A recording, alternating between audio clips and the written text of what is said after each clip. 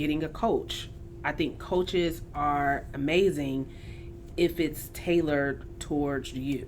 You've seen a level of success. Also feel like what also is happening on the back end is there's a lot of self-care. We really truly need to define success when we're trying to when we're going through, when life is happening. We have to redefine that, and we have to make adjustments not only for ourselves but even for the people around us.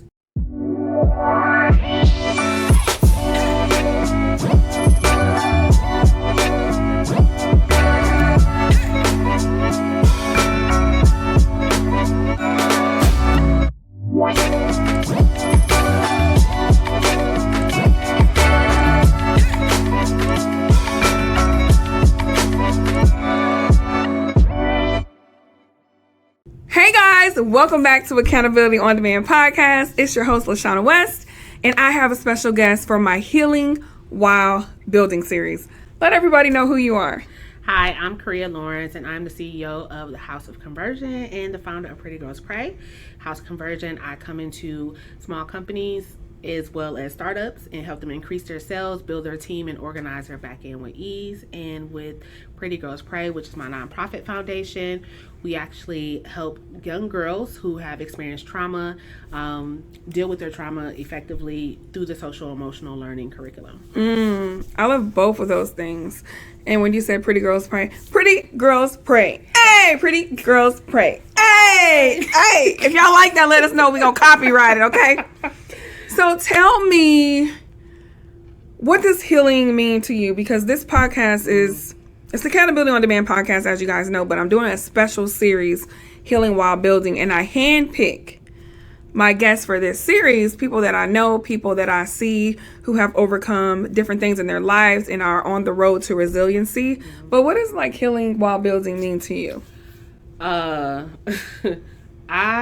honestly feel like when I decided to go into entrepreneurship, what I did not know is that it was going to expose every single thing. And prior to that, I've always been an advocate for therapy because I've had my own story. And based upon my own story, being a survivor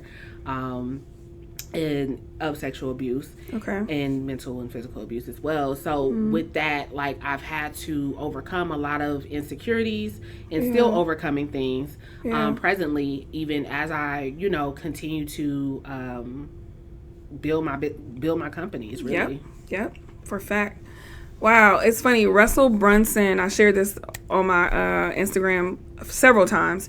He said entrepreneurship is the biggest personal development opportunity, but you don't get to choose. For example, if I want to go to therapy, I'm going to go find a therapist, lock it in, go. With entrepreneurship, you really don't have a choice. Some of the things will just literally fall in your lap, or so I call it bleeding while leading, right?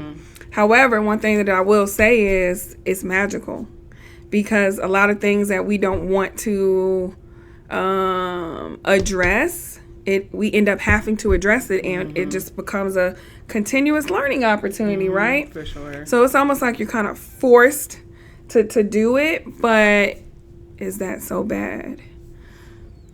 What are your thoughts on that?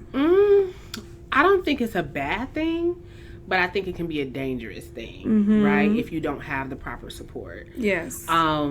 Because it can impact your money. Yes. Big time.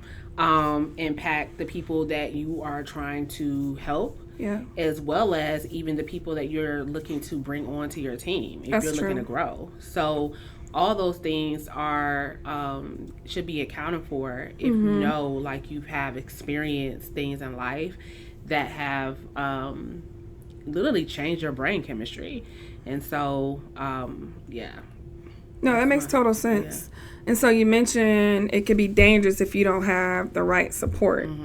And I think a lot of us struggle with asking for help, right? Whether you're forced to do it or you plan it, asking for help has become sticky. And I think it's a trauma response, right? You carry that, oh, I'm a superwoman, single mom, been doing this all my life. Ain't nobody helping me. I don't need nobody to help me. And it's like when you literally need the help, you haven't exercised that muscle of asking for help and being transparent and being vulnerable. So then it gets even more complex. I used to struggle with asking for help, and actually I'm not going to say used to. I struggle with asking for help, okay?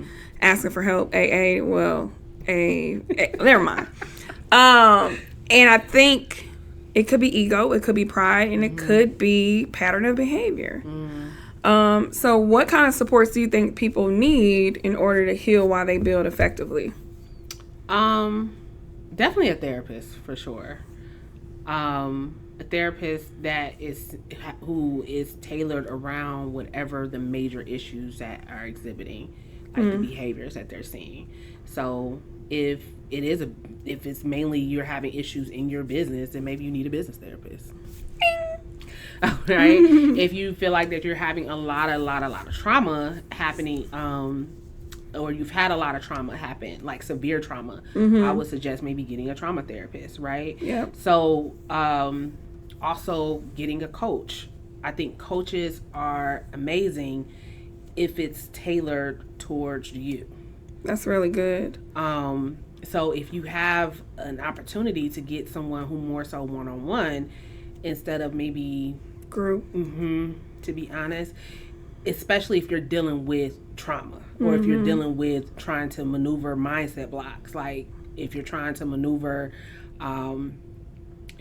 just your day-to-day and push past, maybe sometimes, especially in business, there are going to be good and bad days, and you're going to need support to help you push past those bad days. And I feel like having that level of one-on-one support helps you really conquer those times. No, I agree. So I'm hearing specialized, tailored support. So if you need a therapist and you've struggled with being in a narcissistic relationship, you don't just go and get a therapist. All therapists are not trained in that. I'm a mental health therapist, and that's not my specialty, right? And a lot of times we just get a generic support, if you may, and then we don't get our needs met, and then we're like, oh, that didn't work. Therapy doesn't work. Well, were you strategic just like you're strategic when you're looking for your hair, nails, everything did? Right. Okay? Facts. Going through the reviews and looking at how they did it.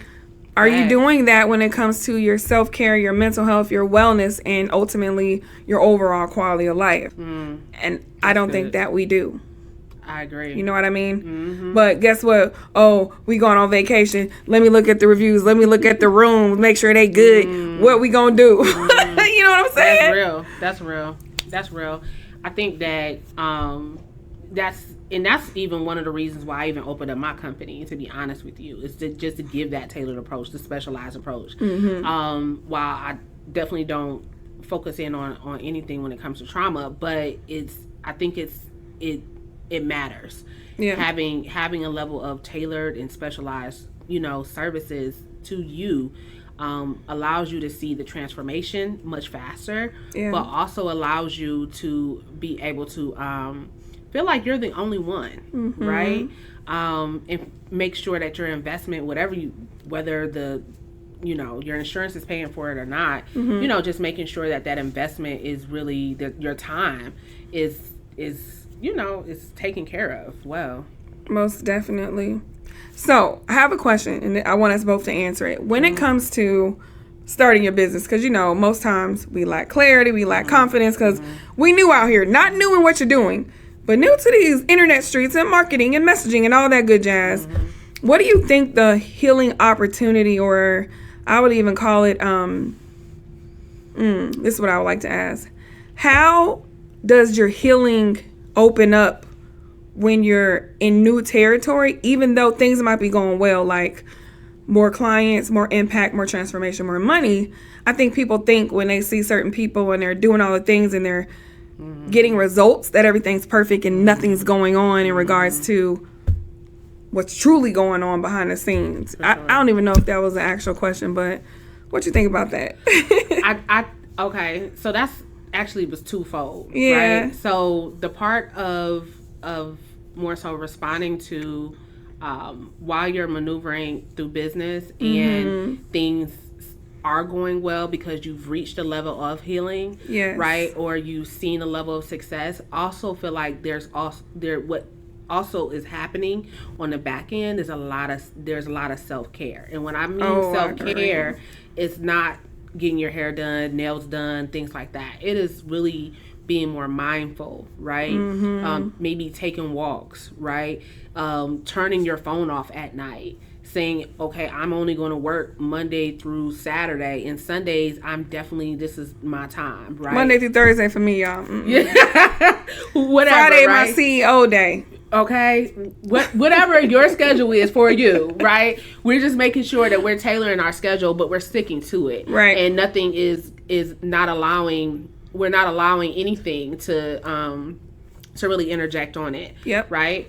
And then for the second part of, I think, your statement of saying, okay, what if you're not healed, and how it kind of affects in your day to day in your business. Yeah. Is that more so what you were going towards? No. Oh, no. So, and honestly, I probably didn't phrase it right, but okay. I guess what my question was, and it's more so a statement. Okay. When people see on the outside that things look like things are going well, like, oh, you did a launch and you got these clients and you're traveling and you're speaking on stages and all these things. Right. I think the healing opportunities get even deeper because we have all these additional layers, and sometimes if your self-care is not on point, it moves it even further away because you got more things to do, more people to serve, more opportunities, and so there's only one you, right? So I think that the opportunity for healing gets bigger, and sometimes it can go in a cycle to where you start off everything good, and then life happens. Drugs, sex, rock and roll, kids, husband, wife, divorce, family, etc., etc., etc. Right. How do you maintain and have that harmony and still stay, I call it stay on the horse? And it's just...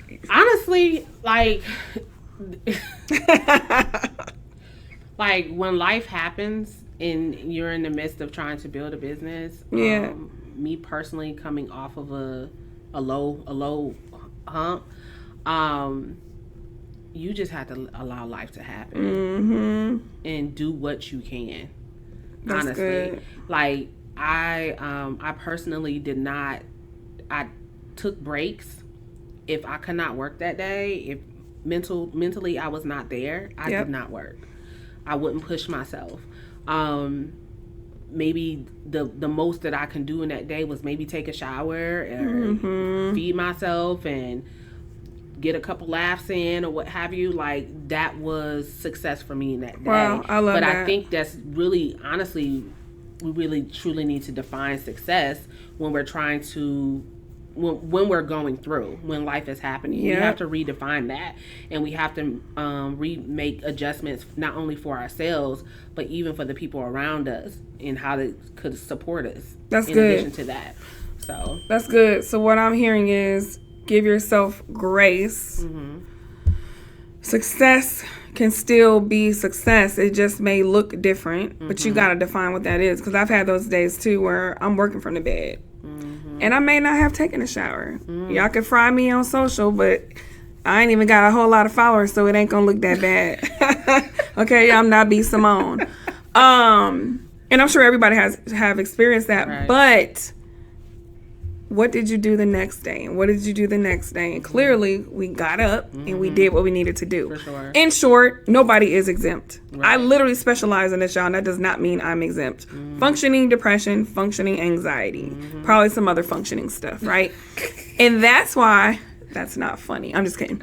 And that's why I'm the best at what I do. Because I have sat in your seat. I have laid in your bed, right? And what if I would have said, no, I'm not healed, which is a finite, and there's no such thing. I can't serve. I can't help people with their mindset because I still got XYZ going on. And that's why I literally call this healing while building, because that's literally what we're all doing. So let everybody know what is on the horizon for you and how can they tap in to connect. Currently, I am continuing to grow. I'm actually will be launching my podcast soon. called In-House Conversations. Oh, Well, yes. we're going to be talking to 2 CEOs and actually people just in the sales industry. So we're talking about all things sales, business, and faith, and just I how love you that. keep, your faith while you're in business. And so I'm really excited about that. And then when it comes to on the nonprofit side, I am looking to get into some more schools and help some more girls around the city of Atlanta. So that's what I'm doing. Awesome. Super cool. And guys, if you would like to tap in with me, you can literally just DM the word breakthrough on Instagram and you'll be able to book a complimentary call. Upcoming, we have the corporate to coach info session. And so if you're in your mind like, you know what, I want more and I have these skills, but I don't know what to do with them, you definitely want to be there. The link will be down below, and all of Karria's information will be in the comments in the description area as well. Again, thank you so much for tuning in to the Accountability on Demand podcast, the Healing While Building series, where you get to have vulnerable, transparent conversations, and I hope this motivates you to do the same. See you guys later. Bye. Bye.